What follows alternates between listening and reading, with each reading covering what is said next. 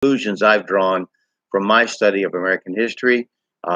And you may not agree with my conclusions, but at least you should know something about the topics I talk about.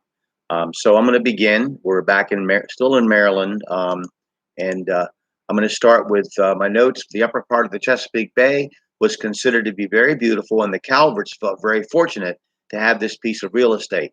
They called the Oriole Baltimore bird because its colors matched the Calvert's coat of arms. Lord Baltimore planned to copy Virginia's headright system, which was regarded as a success.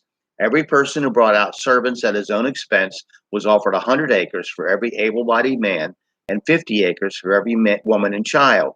If you earned 2,000 acres, you were granted a manor, a quitrent or feudal type of rent of 2 shillings, raised to 4 shillings in 1669 per 100 acres, was to be paid forever.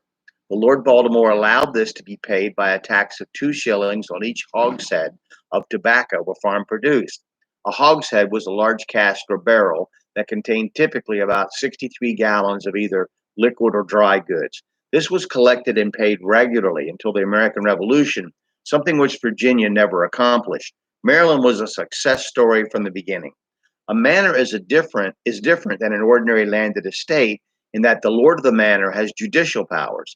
He can hold court baron, quote, or his servants can hold court leet, quote, to settle disputes between tenants and servants or to punish them for minor offenses. Maryland lords of the manor, like French seigneurs of Canada and the patroons of New Netherlands, excuse me, had this privilege. Excuse me. Their grants were real manors. There were at least 62 manors granted to individuals and 30 more granted by the Lord Proprietor to himself during Maryland's first 50 years. For example, in St. Mary's County, Captain Thomas Cornwallis, who came over in the Ark, was granted 2,000-acre manors called St. Elizabeth's Manor and Cornwallis Cross. The Reverend Robert Brooke was granted 4,100 acres called De la Brook and Brook Place. He was an Anglican clergyman who came over on his own ship in 1650 with his wife, 2 daughters, and 8 sons, 7 maidservants, and 21 manservants. The son he sent to Harvard College returned and was made famous by introducing the first pack of foxhounds to Maryland.